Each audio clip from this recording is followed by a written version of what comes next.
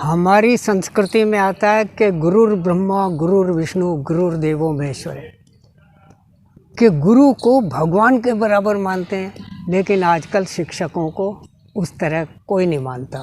मुंह से कोई कह दे वो आदर सम्मान नहीं है। क्यों नहीं है? क्योंकि शिक्षक भी उस भावना के साथ बच्चों को नहीं पढ़ाते जैसे पहले पढ़ाते थे। सैलरी को देखते हैं, ट्यूशन पढ़ाते हैं और कई तरह से बच्चों को गलत रूप से लूटने का प्रयास करते हैं। सैलरी के अनुसार ही मेहनत करते हैं। जहाँ प्राइवेट स्कूलों में शिक्षकों का शोषण होता है, वहीं सरकारी स्कूल में शिक्षक लोग सरकार का शोषण करते हैं, समाज का शोषण करते हैं, इसलिए आदर नहीं पाते।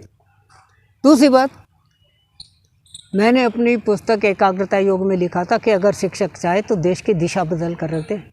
छोटा बच्चा स्कूल में आता है तो जो पढ़ता है मम्मी पापा से कहता है आपको पता नहीं है, मैडम ऐसा कहती हैं, ये सही है। मैडम की मानता है, इस माँ बाप की नहीं मानता। लेकिन फिर भी बच्चा आगे चलकर जैसे जैसे बड़ा होता है उतना नहीं सीख पाता। उसका क्या कारण है? उसका कारण ये कि शिक्षकों के प्रति बच्चों का आदर सम्मान कम होना। गीता के अंदर महर्षि वेदव्यास ने लिखा है, तद्विधि प्रणिपातेन परिप्रश्नेन सेवया उपदेक्षन्ति ते ज्ञानम ज्ञानिनस्तत्व दर्शन। कि जब शिक्षक के पास पढ़ने के लिए जाओ तो आदर भाव के साथ साष्टांग दंडवत करके, हाथ जोड़कर नमस्ते करके, निष्कपटता के साथ प्रश्न करो। और प्रश्न ही परिप्रश्नेन, क्रॉस क्वेश्चनिंग, बाल की खाल निकालो, बात में से बात ढूंढो। तो आदमी की बुद्धि इतनी प्रखर होती है कि वो बाद में जाकर के रिसर्च भी कर सकता है, रिसर्च स्कॉलर बन सकता है। लेकिन आजकल क्या, टीचर पढ़ा करके ये नहीं कहते कि कुछ पूछना है तो पूछो, और बच्चे पढ़ करके फिर कुछ पूछते नहीं। वो भी सोचते हैं जल्दी से पेंडा छूटे और ख़त्म करें। ना टीचर ज़्यादा पढ़ा के राजी, ना बच्चे ज़्यादा पढ़ कर राजी।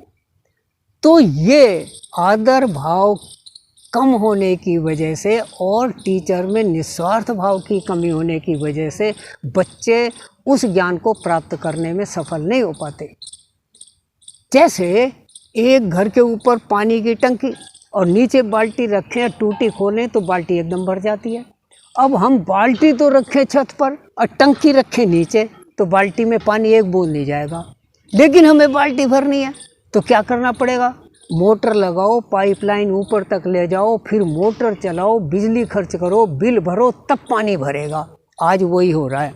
हर बच्चा, टीचर के प्रति आदर सम्मान नहीं है, टीचर में बच्चे के प्रति वो सद्भावना नहीं है, तो सब बिजली की मोटर लगा करके पानी ऊपर खींच रहे हैं। कोचिंग लेते हैं, ट्यूशन लेते हैं, नकल करते हैं, सिफारिश लड़ाते हैं और फिर पढ़ के डिग्री लेता है, फिर भी उस ज्ञान को प्राप्त करने में सफल नहीं हो पाते जो कि होना चाहिए।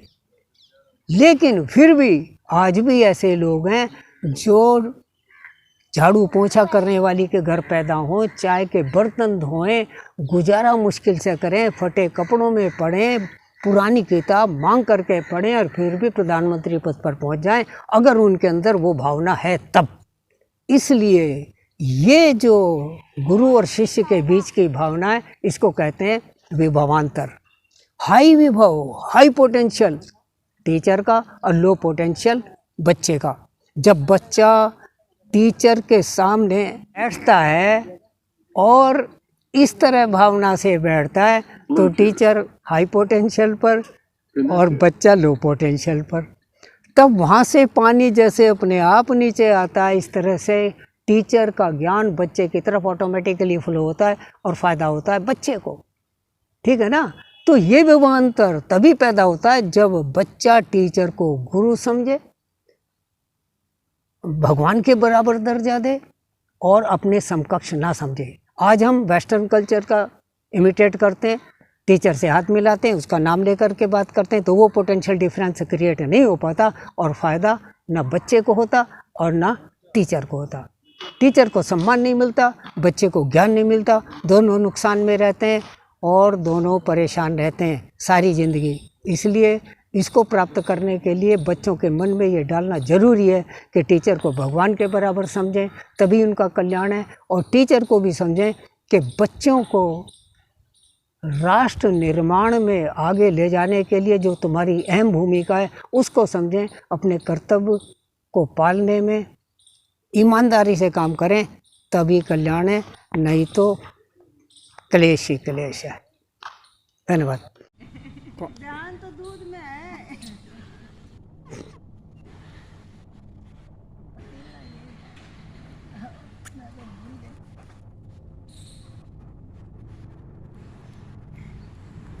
Very good.